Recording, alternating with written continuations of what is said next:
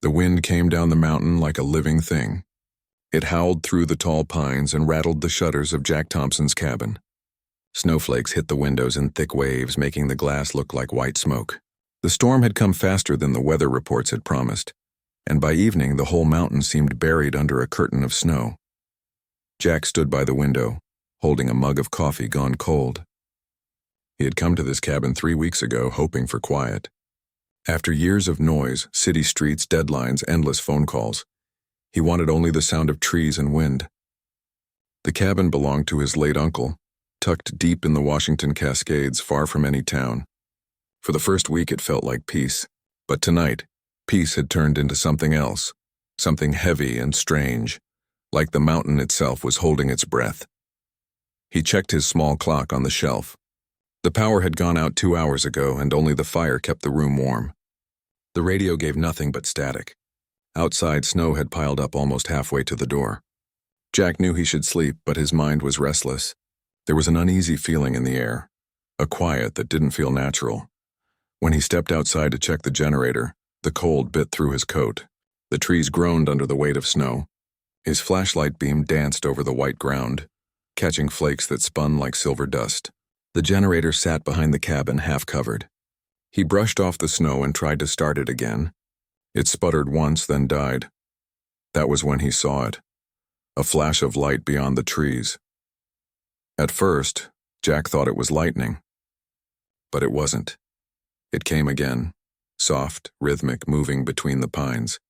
It glowed a pale blue, pulsing in patterns. His heart started to beat faster. Maybe it was a snowmobile, he told himself, or a lost hiker with a lamp. But the light didn't move like a lamp. It floated, silent and smooth, drifting through the trees as if it were searching for something. He turned off his flashlight and stood very still. Only the sound of wind remained. The blue light paused between 2 trees. It hung there, flickering softly before it faded into the dark. Jack waited a long moment before breathing again. Then he laughed nervously to himself. "Probably my eyes," he whispered. "Too much coffee." He walked back toward the cabin, but the strange unease stayed with him. When he reached the porch, he noticed something odd, footprints in the snow. Small ones, bare feet. He froze. The tracks led from the forest straight to his door. The snow was fresh. It had been falling all evening. These prints had been made only minutes ago. He looked around, shining his flashlight in every direction, but there was nothing. Only the storm. He knelt down. The prints were delicate like a child's, but the steps were too long for a child. Whoever made them had walked barefoot through freezing snow. That alone made no sense. Jack slowly opened the door and stepped inside. The fire was still burning. The cabin looked the same. The old table, the wood stove, the book stacked on the floor, and nothing moved. Still, the feeling of being watched pressed on his chest. He closed the door quickly, locking it. "Hello?" he called out softly. His own voice sounded strange in the quiet. No answer. He checked behind the curtains, then the small storage room near the kitchen. Nothing. He even looked under the bed, feeling half foolish. But deep inside he knew someone, or something, had been here. He added more wood to the fire and sat in the old armchair, pulling a blanket over his knees. The snow kept falling, thick and endless. He tried to write in his notebook, a habit he had started to fight the loneliness, but his thoughts circled back to the footprints in that floating light. As midnight passed, the storm began to calm. The silence grew deeper, the kind that made every small sound louder, the ticking of the clock, the soft crackle of the fire. And then something else. A sound from the back of the cabin. It was faint, like the creak of a floorboard. Jack held his breath and listened. There it was again, a quiet rustle, like someone moving carefully in the shadows. He turned his head slowly toward the sound. Near the wood stove, behind a stack of logs, he thought he saw a shape. Small, crouched, unmoving.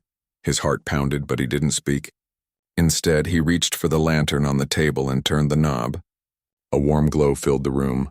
For a moment he saw nothing. Then, as his eyes adjusted, he saw her. A young woman, or something that looked like one, huddled in the corner. Her skin was pale, almost too pale, and her eyes reflected the light like polished glass. She wore what looked like torn clothing, thin and wet with melted snow. Her hair clung to her face. She looked terrified, trembling, her hands held close as if to protect herself. Jack didn't move. He could see her chest rise and fall quickly as if she expected him to shout or run. But he did neither. Instead, he said softly, "It's okay. I won't hurt you." She didn't answer. She pressed back farther into the corner, her eyes never leaving his. The firelight flickered over her face, and for a moment Jack thought he saw something strange. A faint glow beneath her skin, like the memory of the blue light in the forest.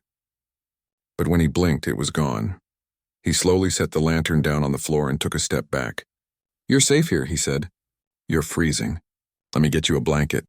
She shook her head quickly, whispering something he couldn't understand. Her voice was soft, musical, but the words were unlike any language he knew. Jack paused. He didn't try to speak again. Instead, he placed the blanket on the floor halfway between them and stepped away. She looked at it uncertain, then slowly reached for it, wrapping it tightly around her shoulders. The fear in her eyes began to fade, just a little. The two of them stayed like that, silent, only the fire moving between them. Outside, the storm eased and moonlight began to touch the edges of the snow. Jack sat back down in his chair. He didn't know who she was or where she had come from, or why she had been barefoot in the snow. But one thing he did know: she wasn't just lost. Something else had brought her here. And as the cabin grew quiet again, he couldn't shake the feeling that the storm wasn't over. It had only just begun. The morning came slow and silent after the storm. The world outside Jack's cabin was white and still, every tree dressed in snow like it was part of another planet. The sky was soft gray and a thin fog wrapped around the mountains. Inside the cabin, the fire burned low, filling the air with the smell of wood smoke. Jack woke up in his chair, his neck stiff and cold. For a moment, he couldn't remember where he was or what had happened. Then he saw the blanket on the floor, and the corner where she had sat. The woman was still there. She was sleeping, curled up under the thick wool blanket, her head resting on her arms. Her breathing was quiet, and even now, peaceful in a way it hadn't been the night before. Jack sat still, afraid that if he moved, the moment would break like thin glass. The sunlight coming through the window touched her skin, and for a second he thought he saw that faint glow again, not bright, but like moonlight trapped under her skin. Then it faded as the light shifted. Jack got up quietly and put water to boil on the stove. He didn't know what she would eat, but he made some soup anyway, simple vegetable broth. The sound of boiling water filled the silence. After a while, she began to stir. When she opened her eyes, she looked around in confusion. Her eyes caught his, and for a moment, fear returned to her face. She pulled the blanket tighter around her shoulders and moved back toward the wall. "It's okay," Jack said softly. "You're safe here.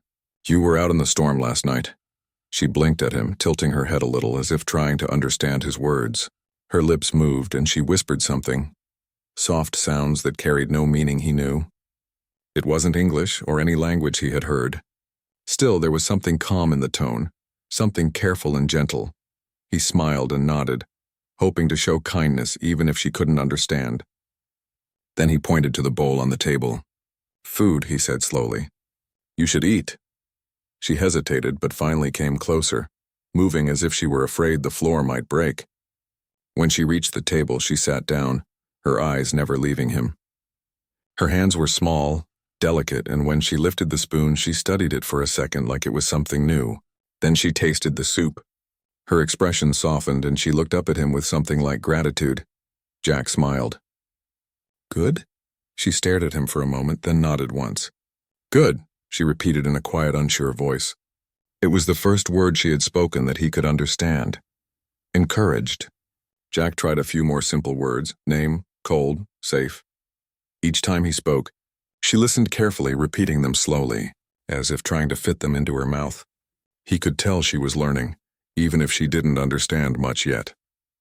After a while, she pointed at herself and said a word that sounded like Lyra. The sound was musical, almost like a note sung softly. Jack nodded. "Lyra," he said. "That's your name?" She nodded again, and for the first time a small, shy smile crossed her face. The day passed quietly. Jack fixed the broken window latch and shoveled snow from the path outside. Every now and then, he glanced back toward the cabin and saw her standing by the window watching him. She seemed curious about everything: the snow, the smoke from the chimney, even the birds that landed on the porch rail. But every time she heard a sound from the forest, a crack, a gust of wind, or the distant echo of an airplane, she would flinch and move away from the window. Something about the sky seemed to scare her. That evening, as the sun went down behind the mountains, the light turned golden. Jack brought in more firewood and found her sitting near the fire studying the flames. She held her hands close but not too close, as if she wasn't sure how fire worked. The glow reflected in her eyes, making them shine like silver coins. He sat across from her, the notebook open on his lap. He began to draw, using simple pictures to try to communicate. A tree, a bird, the cabin, the snow. She watched carefully, then took the pencil and drew a symbol he didn't recognize. It looked like a circle with a line through it, surrounded by smaller shapes. She pointed to it, then pointed upward toward the sky. Jack frowned slightly. "You come from up there?" he asked, not expecting an answer. To his surprise, she nodded slowly. Her expression grew serious, almost sad. She said something in her language, the words flowing like soft music. He didn't understand, but he could feel what she meant. Fear, distance, maybe loss. Jack closed the notebook. "It's okay," he said again, his voice gentle. "You're safe now." Lyra looked at him, her eyes bright in the firelight. Then she reached out and touched his hand, just for a second, before pulling away quickly as if she wasn't sure if that was allowed. Her skin was warm, but there was a faint humming feeling in his palm afterward, like static electricity. Outside, the wind began to rise again. Jack went to the door to check the latch, but when he turned back, Lyra was looking up at the window. Her expression changed from calm to sudden fear. She stood up quickly, shaking her head. "What is it?" Jack asked, moving closer. She pointed toward the forest, her hands trembling slightly. Through the fogged window, he saw faint lights in the distance. Small, moving, blinking in a strange rhythm. Not stars, not planes. He stepped closer, but she grabbed his sleeve, pulling him back. Her eyes pleaded with him not to go outside. "No," she whispered. "No." Hurt, Jack froze. It was the first full sentence she had spoken, broken but clear enough to understand. He nodded slowly, closing the curtain. "Okay, I won't." She relaxed a little but kept watching the window, her shoulders tense. The lights outside faded after a few minutes, swallowed by snow and fog. Jack tried to listen for any sound, engines, footsteps, anything, but heard only the soft hiss of wind. When he turned back, Lyra was sitting on the floor again, hugging her knees, the blanket wrapped tight. She looked smaller than before, almost fragile. Jack sat nearby, keeping a respectful distance. He spoke quietly, almost to himself. "You think I'd hurt you, but I won't, I promise." She didn't answer, but her eyes met his for a long moment. Something in them softened, as if she wanted to believe him but didn't know how. The fire burned low. Outside, the night returned to calm. Jack watched her until she finally drifted to sleep. Then he looked once more toward the dark window. Somewhere out there, in the deep snow and tall trees, those lights had moved with purpose. They hadn't been random and they hadn't been human. Jack didn't know what was happening yet, but he was sure of one thing. Lyra was not just lost in the woods. She was running from something that might still be looking for her. Part 3, The Language of Silence. For the next few days, the mountains stayed quiet. The storm had passed, leaving behind a deep, clean silence. Snow covered the ground like a white blanket, soft and untouched. Jack's cabin sat in the middle of it, small and lonely, with smoke curling gently from its chimney. Inside, life had become strangely calm. Jack and Lyra had found a way to live together without many words. They didn't need them. There was a new kind of understanding between them, something quiet, something made of small actions instead of sentences. Each morning, Jack cooked breakfast while Lyra watched with wide, curious eyes. She liked watching the eggs fry, the butter melt, the sound of the spoon tapping the pan. Sometimes she tried to help, though she didn't always understand what each tool was for. When Jack handed her the salt, she sprinkled too much, then laughed softly at her own mistake. It was the first time he had heard her laugh. It was a light sound like the ringing of a small bell. They were both learning, not just about words, but about trust. Lyra had started to speak a few English words now. Food, fire, cold, and safe. She would point at things and wait for Jack to name them. Then she repeated them, her voice gentle and careful. But there were still many times when silence spoke better than any word could. One afternoon, while Jack was chopping firewood, Lyra came to the doorway. The sunlight hit her face, and for a second, Jack noticed that faint glow again beneath her skin, like light hiding under water. She didn't seem to notice it herself. She pointed toward the forest and said quietly, "Tree, bird, home?" Jack looked where she pointed. "Yes," he said, smiling. "That's a tree. That's a bird. And this," he pointed to the cabin, "this is home." She repeated the word carefully. Home. The sound came out soft, almost sad. In the evenings, they sat near the fire. Jack would draw pictures in his notebook to explain things. Sometimes he drew stars or mountains or the shape of a plane. Lyra always watched closely, her eyes full of interest. Once he drew the symbol she had made before, the circle with the line through it. When he showed it to her, she grew quiet. Then she took the pencil and added more lines, turning it into something that looked like a group of stars. She touched the drawing gently and said a word he couldn't understand, but he thought it sounded like the name of a place. Her eyes looked distant, like she was remembering something far away. "You come from the sky," Jack said softly, not really expecting an answer. Lyra looked at him, then nodded. "Sky," she repeated. Then she placed her hand on her chest and said, "Far." Her voice trembled slightly. Jack wanted to ask more, but something in her face told him not to. She wasn't ready to speak about it, so he closed the notebook and smiled instead. "You don't have to explain," he said. "You're safe here." She smiled back, just a small one, and that was enough. Days passed slowly, one blending into another. Jack fixed broken tools, cooked meals, and tried to write, though his notebook now held more drawings than words. Lyra explored the cabin, touching everything with quiet wonder. Books, maps, jars, and even the old radio, though it only made soft static now.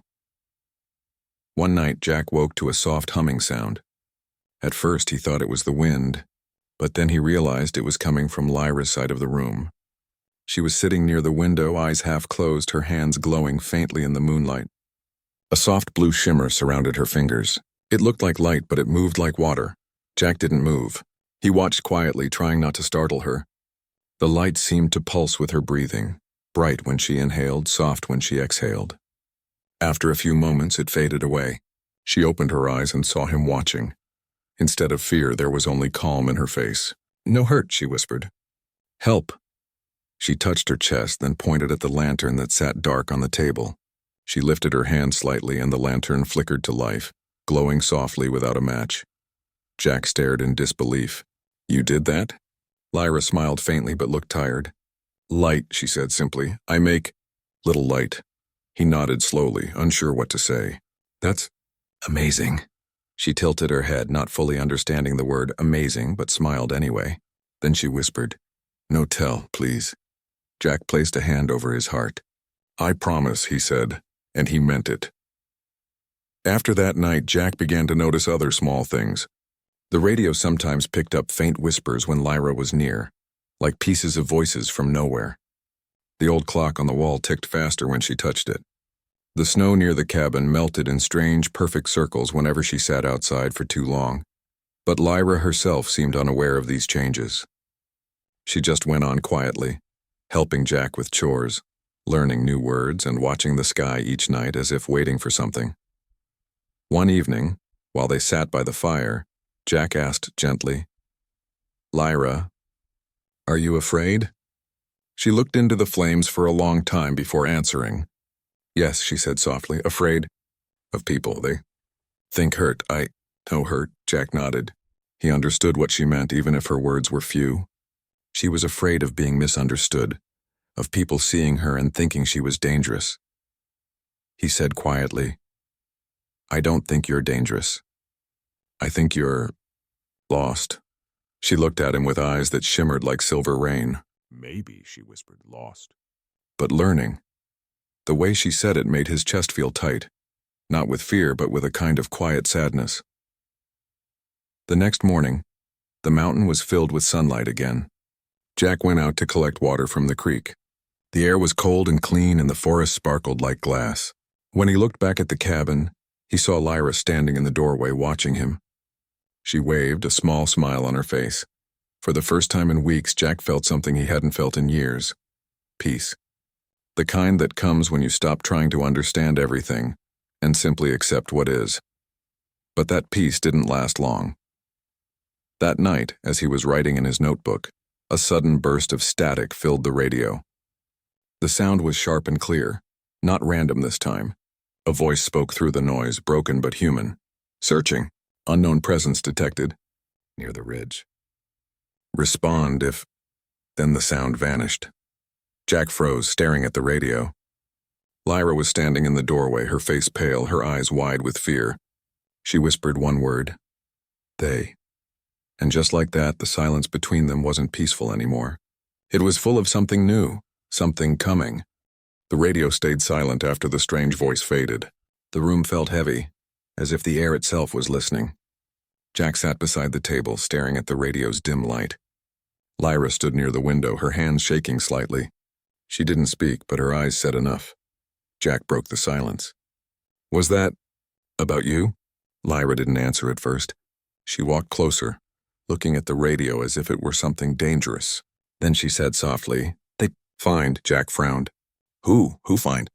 She pressed a hand to her chest, then pointed upward toward the sky. My people, search, but not safe. Jack could hear the fear in her voice. He wanted to understand but didn't know how. Not safe? Why? Lyra sat down slowly, wrapping the blanket around her shoulders. Some want help, she whispered. Some. No help. They. Take back, hide. Jack didn't know what to say. The fire flickered between them, painting their faces in gold and shadow. Outside, the mountain wind had started again, soft at first, then rising like a faraway sea. That night, Jack couldn't sleep. Every few minutes he got up to look out the window. The forest was dark and silent, but he felt as though something waited beyond the trees. Lyra sat by the stove watching the flames. Her silver eyes glowed faintly in the light. At midnight the sound returned, a low hum like distant thunder, but steadier, deeper. The floorboards trembled slightly. Jack went to the door, but before he could open it, Lyra caught his arm. No, she said quickly. Don't go out, please. Her voice was gentle but full of fear. Jack nodded and stepped back. Together they listened. The sound grew louder for a moment, then slowly drifted away into the mountains. They look, Lyra said quietly. They close. Jack's mind raced. You mean they're searching for you? She nodded. Yes, but they trust you. They think hurt. Jack felt a chill that wasn't from the cold. He thought of the footprints in the snow, the lights among the trees, and how frightened she'd been when she first arrived. What do they want from you? He asked. Lyra looked down. I come to see, to learn, to know heart. She touched her chest again, where her heartbeat glowed faintly beneath the skin. But they say no. They say Earth not ready. Jack didn't speak. The wind rattled the windows, and for a moment it sounded like voices whispering outside. Then why did you stay? He asked finally. Lyra looked at him, her eyes soft. Because you kind. You see me, not afraid, Jack smiled faintly. I was afraid, he admitted. Still am. She smiled too, a small tired smile. But you stay. The next day passed in uneasy quiet. Jack tried to act normal, chopping wood, making breakfast, checking the snow. But the feeling of being watched never left. Lyra stayed close to the cabin, stepping outside only once to stand in the sunlight. She lifted her hands to the sky as if listening. When Jack joined her, she said softly, They come soon. Night. He swallowed. What will happen then? Lyra didn't answer. Instead, she walked to the edge of the trees and placed her palm against a pine trunk. The bark glowed faintly beneath her touch. Thank, she whispered. For quiet. For home. That evening, the sunset turned the snow pink and gold. Jack built a strong fire and packed a small bag, though he wasn't sure why. Lyra helped him without being asked, placing food, a flashlight, and his notebook inside. When he looked at her questioningly, she said, If need go, fast. Jack nodded, though he hoped they wouldn't have to. After dark, the sound returned, stronger this time. It wasn't thunder. It wasn't wind. It was something that made the walls hum and the lamps flicker. Lyra stood in the middle of the room, her hair shining like silver threads. Jack peeked through the curtain. Outside, soft lights moved among the trees, white, blue, and gold, gliding silently over the snow. They weren't flashlights. They floated like living stars searching the ground. Lyra whispered, Hide. Jack hesitated. Where? She pointed toward the floor. Tunnel. He remembered. His uncle had once told him about an old mining tunnel beneath the cabin sealed long ago. Together they pulled the rug aside and opened the wooden trapdoor. Cold air rose from below, carrying the smell of stone and earth. Lyra looked at him. You no have to help. They no hurt you if stay. Jack shook his head. I can't let you go alone. For a moment she just stared at him, eyes bright with surprise. Then she nodded. Thank you. They climbed down into the tunnel, closing the door above them. The darkness was complete until Jack turned on his flashlight. The beam revealed narrow walls, wet with drops of water. They walked slowly, their footsteps echoing softly. Above them, the cabin creaked as the lights moved closer. The low hum filled the tunnel too, like a heartbeat in the stone. Lyra stopped suddenly and pressed her hand to the wall. The faint blue glow returned around her fingers. This way, she whispered. Safe. The passage led them downward until they reached a small cave where the roof opened slightly to the outside world. Through the crack they could see the night sky glowing with moving lights. They weren't like stars. They drifted and circled, almost searching. Lyra sat down on a rock, breathing quietly. Jack sat beside her. They want you back, he said softly. She nodded. Yes, but if I go I forget all you, Earth. Jack looked at her. Forget me? Lyra's eyes glimmered. They erase, rule. A deep sadness filled the space between them. Jack didn't know what to say. Finally, he whispered, Then don't go. Lyra smiled sadly. Can't stay. World too different. But you teach me kindness. She touched his hand gently. That stay forever. Outside, the lights began to fade, drifting higher into the clouds. The humming sound softened, then disappeared completely. Only silence remained. They stayed in the tunnel until dawn. When they climbed back up, the cabin stood quiet, half covered in frost but untouched. The fire had gone out. The snow outside sparkled under the morning sun. Lyra stood in the doorway looking up at the sky. Her eyes shimmered, not with fear this time, but with peace. Jack walked to her side. Will they come again? He asked. She shook her head. No, they see I safe, they wait. When ready I go. Jack nodded slowly. And I'll wait too. For a long moment, they stood there in silence. 2 lives from 2 worlds. Joined by a strange friendship neither could explain. That night, when the stars appeared again, one of them shone brighter than the rest. Lyra looked at it for a long time. Home, she whispered. Jack watched her face in the soft light and knew what she meant. Something inside him ached, not from fear, but from the quiet beauty of the truth. She wasn't meant to stay. But somehow she had changed everything. And in that cold mountain cabin, under the endless sky, Jack finally understood. Some meetings are not accidents. Some are gifts meant only to be remembered. Morning came quietly over the mountains. The storm had long passed, and the world outside Jack's cabin looked peaceful again. Bright snow, soft clouds, and thin lines of sunlight slipping through the trees. The forest seemed to breathe again, free from the humming lights that had haunted it for so many nights. Inside the cabin, everything felt strangely still. The air was cool and calm, carrying only the soft crackle of a small fire. Lyra stood near the window, watching the golden light stretch across the snow. Jack sat at the table holding his notebook, though he hadn't written a word since the night before. They hadn't spoken much since coming back from the tunnel. Words felt small compared to what they both knew, that their time together was almost over. Jack looked at her quietly. You're leaving soon, aren't you? Lyra turned to face him. Her silver eyes were gentle but sad. Yes, she said softly. When night come, he nodded slowly. His heart felt heavy, but he didn't try to stop her. Deep down, he knew she didn't belong here. The mountain had been a shelter, not a home. Lyra stepped closer to the fire. I thank you, she said in her careful English. You helped me. You no fear, Jack smiled faintly. You helped me too. She tilted her head, curious. Me? How? He looked down at his hands. Before you came, I was alone.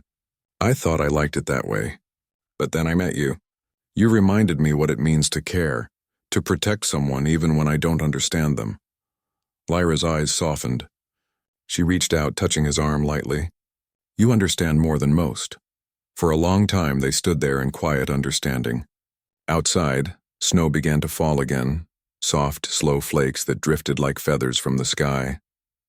Later that day, Lyra helped Jack gather wood and refill the water bucket from the creek.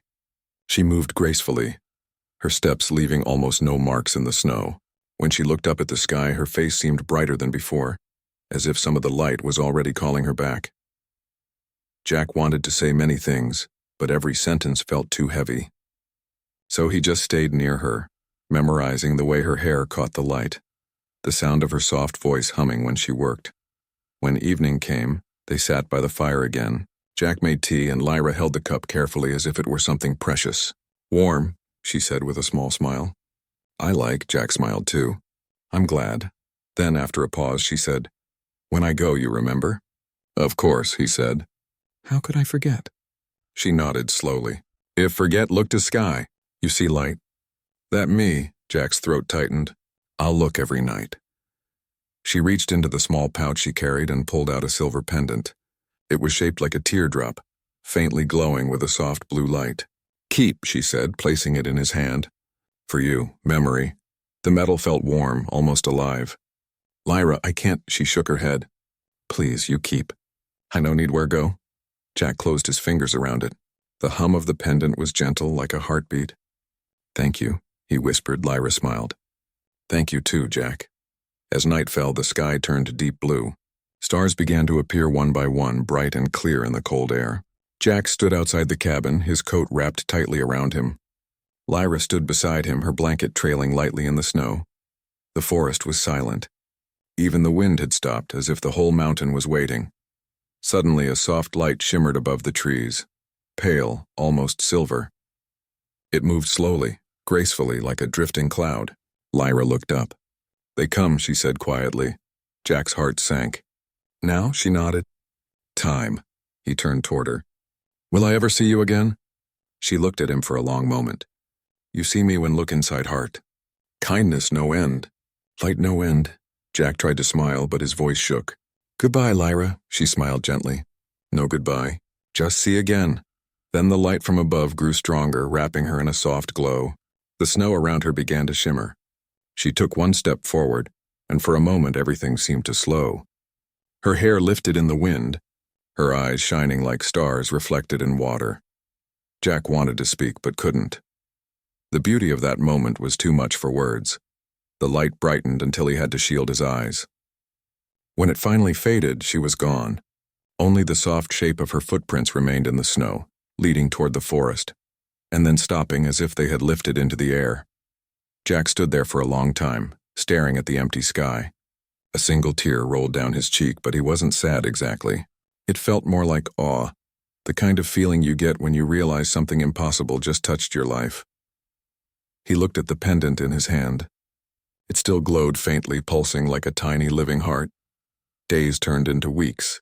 The snow began to melt and the sound of water filled the forest again.